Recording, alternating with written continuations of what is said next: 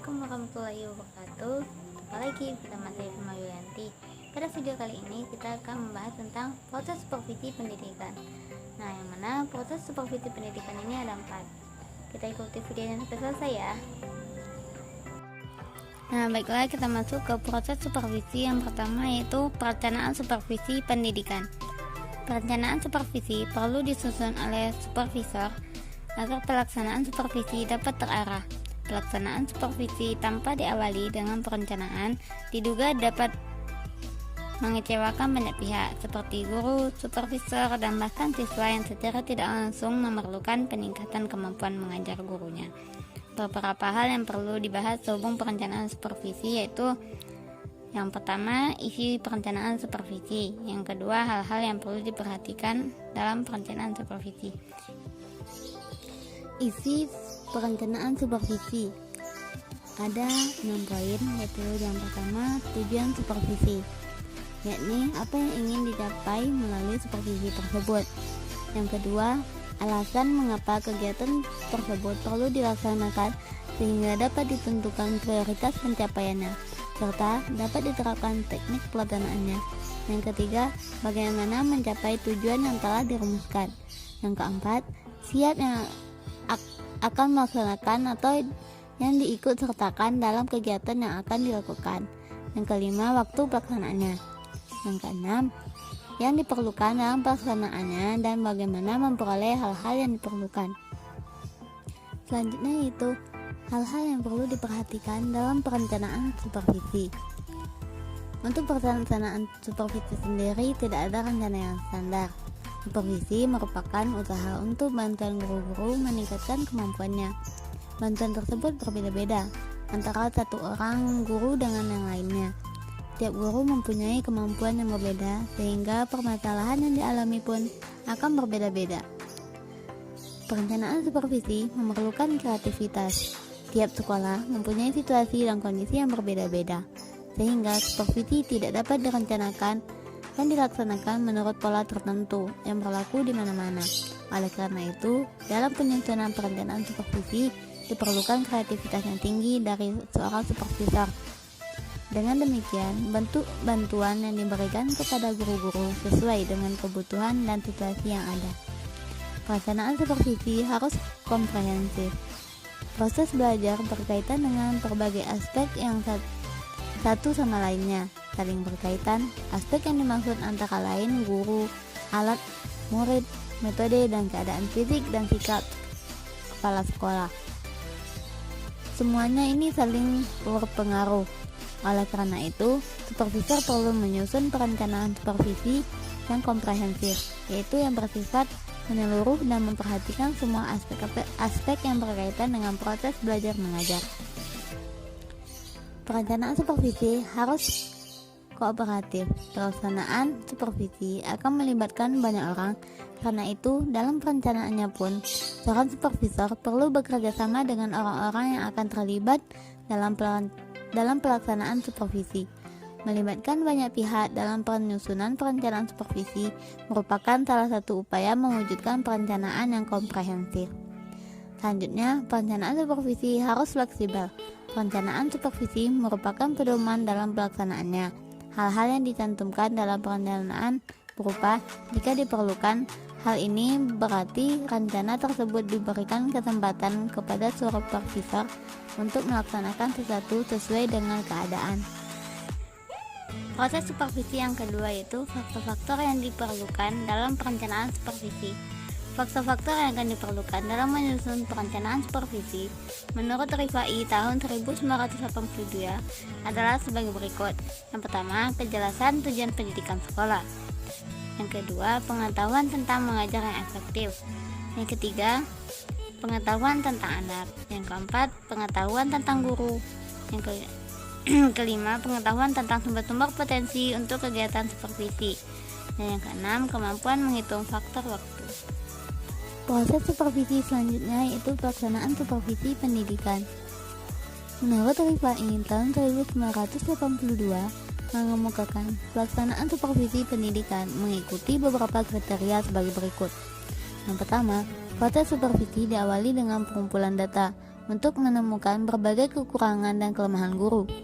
Data yang dikumpulkan adalah mengenai keseluruhan situasi belajar mengajar, meliputi data murid, program belajar mengajar, dan fasilitas, situasi dan kondisi yang ada. Data murid antara lain yaitu hasil belajar siswa, selanjutnya yaitu penilaian.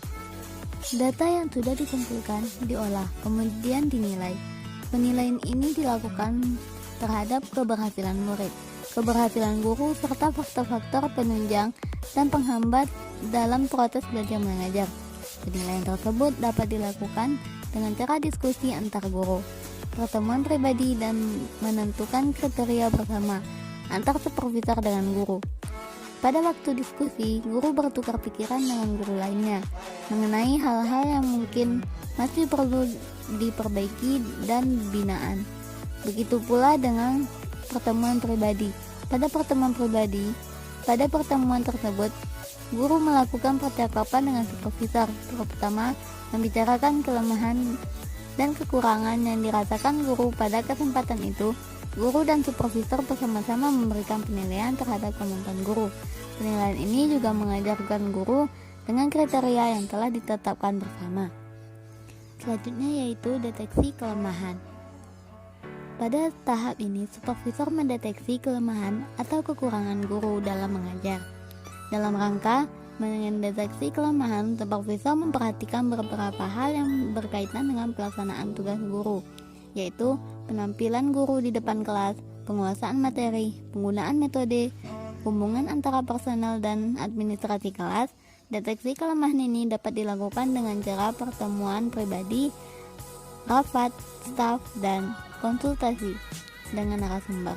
Melalui pertemuan pribadi, supervisor memberikan kesempatan kepada guru untuk menceritakan kembali apa yang supervisor alami selama mengajar. Kemudian secara bersama-sama memperkirakan kelemahan dan kekurangan yang ada pada guru. Pada rapat staf, guru-guru diberikan kesempatan mengemukakan hal-hal yang berkaitan dengan pengalaman selama mengajar. Staf yang diberikan kesempatan mengemukakan pendapat mengenai permasalahan yang sudah dikemukakan tersebut, sehingga diperoleh masukan mengenai kelemahan dan kekurangan yang perlu mendapat binaan. Selain itu, kelemahan atau kekurangan guru, supervisor atau guru membincang-bincang dengan orang sumber sesuai dengan bidang yang perlu dideteksi. Pada waktu konsultasi dilakukan, supervisor ataupun guru akan memperoleh gambaran mengenai kekurangan yang ada pada guru. Selanjutnya yaitu memperbaiki kelemahan. Jika melalui deteksi ditemukan kelemahan dan kekurangan, maka pada tahap ini dilakukan perbaikan atau peningkatan kemampuan.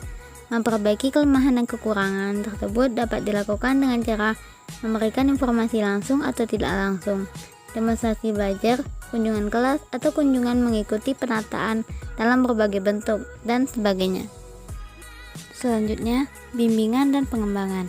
Tujuan akhir pemberian bantuan dan pelayanan guru adalah peningkatan situasi belajar mengajar, sehingga hasil belajar siswa meningkat pula.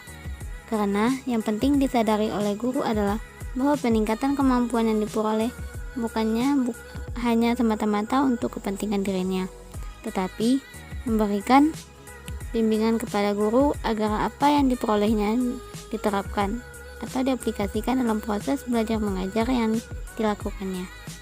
Bimbingan dan pengembangan ini dilakukan dengan cara kunjungan kelas, pertemuan pribadi, observasi, dan diskusi. Dalam rangka penggunaan beberapa teknik supervisi, supervisor dapat mendominnya beberapa pendekatan. Pendekatan humanistik didasarkan pada asumsi bahwa guru mengalami pertumbuhan secara terus-menerus. Karena itu, tugas supervisor dalam pendekatan ini adalah membimbing guru agar lama-kelamaan guru dapat berdiri sendiri. Teknik yang digunakan tergantung pada kebutuhan guru. Pendekatan kompetensi disadarkan atas asumsi bahwa supervisi bertujuan membentuk kompetensi minimal yang harus dikuasai guru. Tugas supervisor dalam hal ini adalah menciptakan lingkungan sedemikian rupa sehingga guru dapat menguasai kompetensi tersebut secara bertahap. Pendekatan klinis dilakukan dengan asumsi bahwa guru akan bertumbuh dan berkembang dalam jabatannya melalui proses belajar mengajar. Karena itu, kegiatan supervisi selalu diarahkan pada hal-hal yang menyangkut tugas mengajar tersebut. Masuk kita kepada tahap supervisi yang terakhir, yaitu evaluasi. Pada akhir proses supervisi dilakukan evaluasi. Evaluasi dilakukan untuk mengetahui tujuan yang sudah dicapai, hal-hal yang sudah dilakukan, dan hal-hal yang sudah dilaksanakan. Evaluasi supervisi dilakukan untuk semua aspek, meliputi evaluasi hasilnya, proses dan pelaksanaannya. Hasil ingin dicapai dalam supervisi adalah peningkatan situasi belajar mengajar.